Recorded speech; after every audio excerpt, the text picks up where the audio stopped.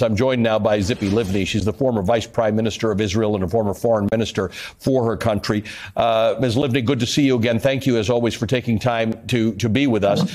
I want to talk about the future because you have been involved at various times in thinking about what the long-term future is for Israel and the Palestinians and the region. We don't know much about, everything I know about what's happening with the potential ground invasion. I've just told our audience. What else is happening? Is there something happening behind the scenes that have longer term objectives than just Hamas and the hostages?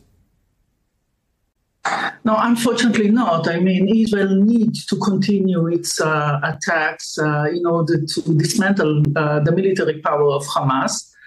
I would like to say a few things also about the situation in Lebanon, Hezbollah and Hamas, and the common denominator between these two groups, because we are speaking about two terrorist organizations that on one hand, they are acting like terrorists. On the other, they have something that is called a political part that is abusing the situation and the fact that they are also using their military power to stay in power. And none is representing the interest of Lebanon, Hezbollah, because this is the proxy of Iran. And Hamas doesn't represent the aspiration of the Palestinians for a state of their own, the legitimate aspiration.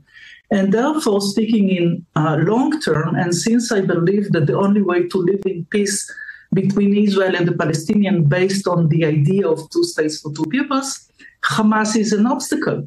They are not looking for a Palestinian state. They are not fighting for a Palestinian state. They are fighting against the mere existence of the state of Israel.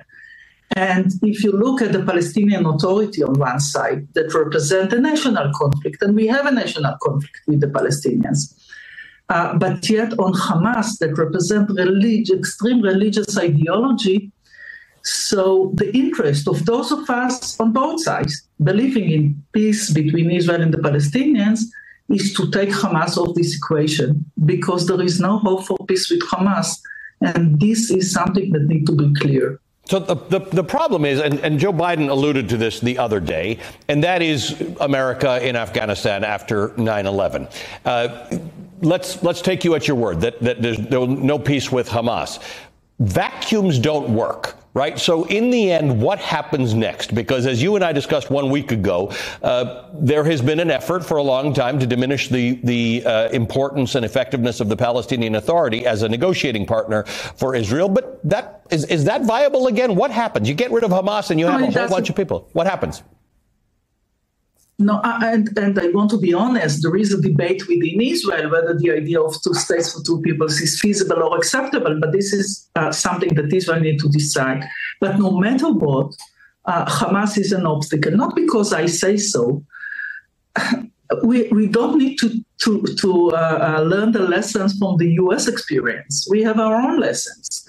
And Israel withdrew from Gaza Strip. In 2005, I was minister of this cabinet. We decided to pull out our forces, to dismantle of the settlements. There is no one Israeli soldier within the West Bank, within Gaza Strip since 2006. And Hamas took over and the Palestinian Authority left. And therefore, this is what is left, because all the other military operation in Gaza Strip, one ended with deterrence for a while, the other ended with an agreement with Hamas. But for them, it's not enough. They do not exist. They do not accept our mere existence. And therefore, it's a matter of time. I mean, for now, we are focusing on defending our own citizens. And right. After this, but I know for a fact, just because you and I have talked for years, I know for a fact that you're not somebody who thinks over the next 3 weeks and the next 3 months. You've got to think about the next 3 years and the next 30 years. And when I was on the ground in Israel last week, what does that look like? And therefore, I think that the entire international community, and including the players in the region, need to think about a day after. It's clear that Hamas shouldn't be the regime in Gaza Strip. Israel doesn't want to reoccupy Gaza Strip. We don't want to control them. And therefore, who's next? Who can control Gaza Strip and be the regime?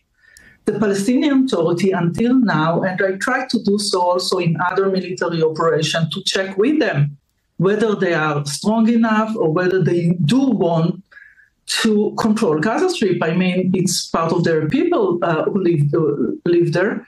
And until now, they were not willing to do so. So it's the role of Egypt, the Palestinian Authority, maybe other stakeholders in the region, maybe the Saudis can also play a role, and to start talking and thinking now about the day after. Because nobody in Israel wants this war in Gaza to be just another round. Yes, correct. Rounds and rounds. I've seen this before. In the future. So I guess the question is... I hope... I'm sorry to have interrupted you. We have a bit of a delay. No, I'm sorry that the discussion or the meeting that with President Biden in the region was postponed. And I hope that the U.S. with other stakeholders, will, including Israel, will start this discussion about the day after. I think it's crucial because otherwise the options for Israel will be to stay, we don't want to be there, or to at the end of this war to pull out our forces and leave a chaos there. And this is something that doesn't serve the interest of Israel or the Palestinians or the region. So, ציפי Livni, thank you for continuing our conversation, and I hope we are at a point where we can talk about the day after fairly soon. ציפי Livni is the former Israeli Vice Prime Minister. Thank you.